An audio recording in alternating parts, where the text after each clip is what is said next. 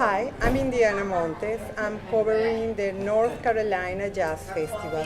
This is the 39th edition because next year is going to be such an important landmark. You know, it's the 40th anniversary.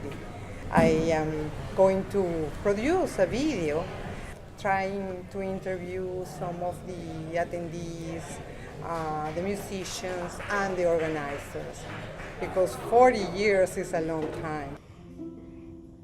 Quando coração que está cansado de sofrer encontra coração também cansado de sofrer.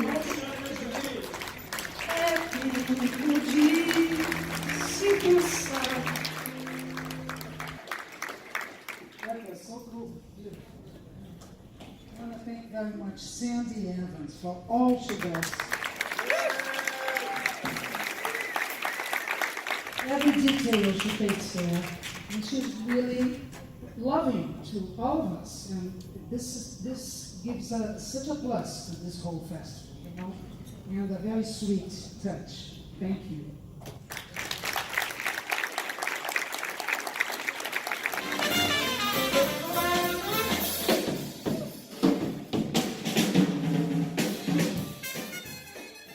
There was a dermatologist in town, Dr. Harry Van Velser.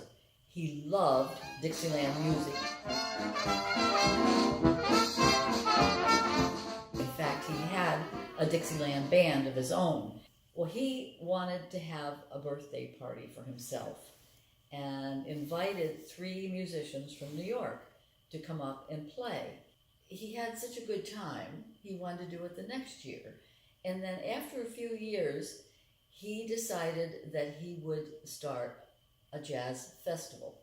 When he asked me to come on his board, I said to him, you know, I'm not a really big Dixieland fan. And he said, that's okay. You like jazz, and I like the idea that you know how to hire jazz musicians.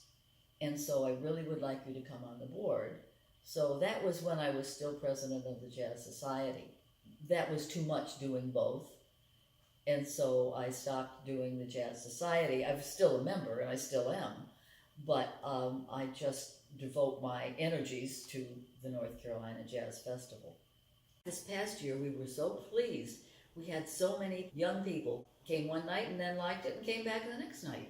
Been lucky to be here several times, almost 9 times I think, and I've just really enjoyed watching how this festival continues to develop, and also mainly their educational programs. Now, just yesterday, I did a vocal master class. How many students We had participated? 72 students. 72 students. Yes. That's great. Yes.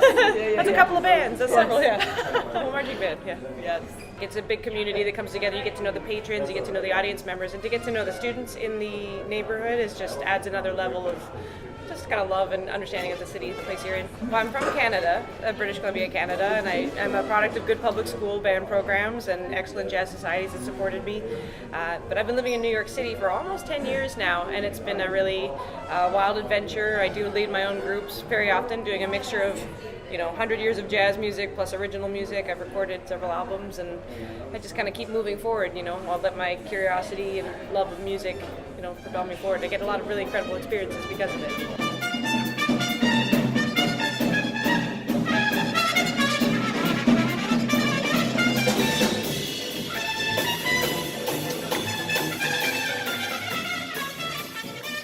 Where are you going next?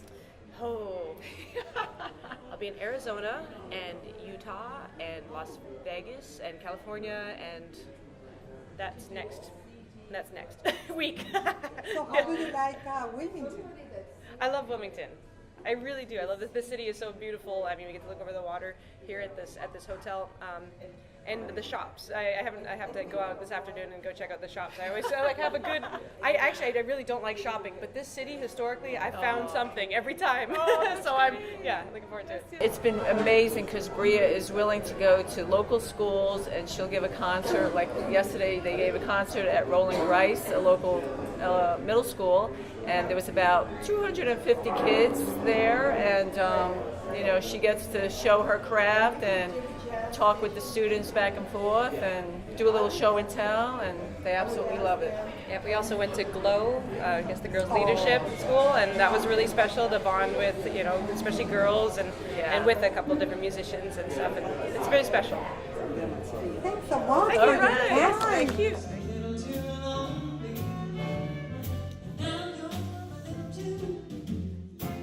It's fortunate that we can have a festival that we can focus on just jazz, because now the larger festivals you have to accommodate many genres, and sometimes that can be good and sometimes it's difficult for people that are more purists. So I think that's where it's going. It's kind of like with investing. It's just becoming one big diversified portfolio. I love Wilmington. I love being by the water, and I like it because I live in New York City, so I'm always trying to get out of the city. And when I was here, I played with a lot of Wilmington musicians that I always admired and loved playing with. Benny Hill, Doug Irving, Bobby Russell, Frank Buongiorno was at the school there, Gerald Charnett, Herman Burney, Larry Price, Larry Thomas, who's the elocutioner of information in Wilmington. I mean, there's powerhouses here in Wilmington, and a lot of musicians that I learned from and admire from here. I'm glad that people are still sponsoring and putting forth efforts and support to continue this legacy. It's at legacy status now, because when you let the new generation go, that's a new harvest coming up.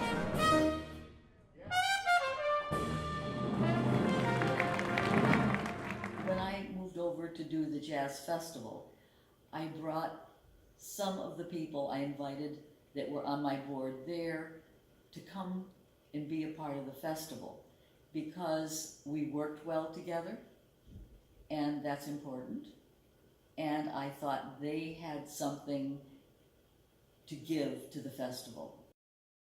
This whole organization is a team of 10. There are 10 on my board.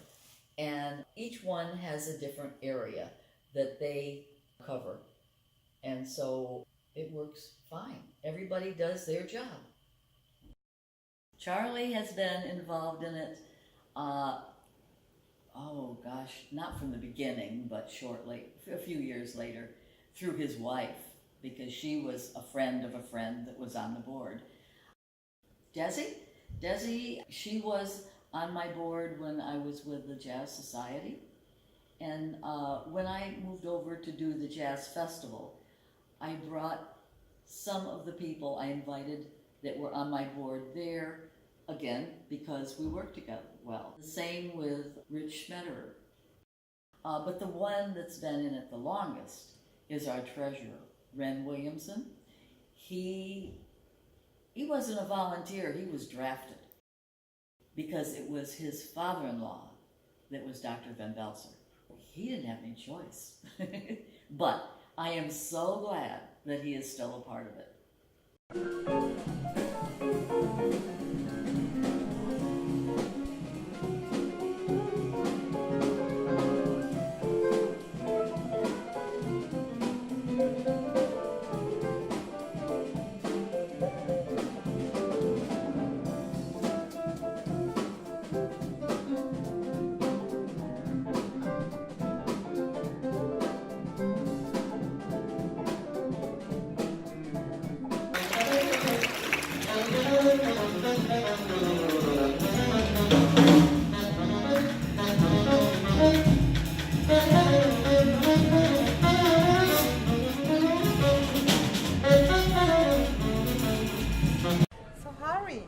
How do you feel here in Wilmington? What have you been doing besides playing? I haven't been doing a whole lot other than playing, because we were busy yesterday. We had a concert at a school in the afternoon, and then I taught a master class here in the later afternoon, and then we played last night. So I haven't just been playing. Yeah, well, thank you for all what you do for the youth, because it's so important It's very important. To create the awareness about Absolutely. all things jazz. Yes, So jazz festivals will have a future. absolutely. I'm always happy to work with the kids. And how was the feedback from them?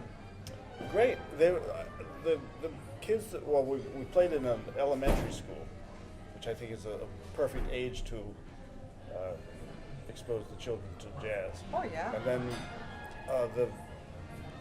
the master class I taught were mostly middle school and high school saxophone players, and they weren't really into jazz, but they were very receptive to what I was saying. Oh, one thing, I'm thinking on the future generations and events like this, how to attract them to come, buy tickets, and participate, because if you think it over, the majority of the people that comes here are like above Yeah. 60 or Yeah, 65. yeah. I'm like the younger one. Yeah, well, that's No, always, not. Let's not I- exaggerate it, but You're absolutely right. It's a problem that I don't know the answer to. However, I've been in the business for a long time, and when I was young playing these festivals, it was still the same age crowd. So maybe you have to turn 60 before you like jazz. oh, interesting. You came to jazz early. And which is the difference between live jazz music and the other music, like a rock concert? Why a rock concert is like fill out of young people, and a jazz festival, the attendees are mostly, older people. Well, I think jazz is more complicated. It's tougher. It's tougher for your mind to process, and we live in a world where simplicity rules. So the pop music has been getting simpler and simpler and simpler for 100 years. So, That's a great answer. Yeah. And the way that you and the other musicians intermingle here, is that special to this venue? Is something that you have in every festival that you well, attend? Well, this is what they call a jazz party, and when the idea of the jazz party originated, the idea was everyone stays in the same hotel, everyone gets together and hangs out and parties together, and so it is sort of common at jazz festivals like this for everyone to hang out. We all hung out pretty late last night. Well, that's a great thing. I'm happy As you that. can see in my eyes. Well, I'm happy that you had a great time. And what are your expectations for next year? Because the 40th anniversary. The 40th anniversary. Well, I would love to be here for it. Congratulations for 40 years. That's amazing. Yeah, no, they have been doing a wonderful That's older job. than we are. Combined. Exactly. Well, the fact that it is our 40th shows that we are not a fly-by-night organization. We're here, we've been here for a long time, and we certainly hope to be here for another 40 years.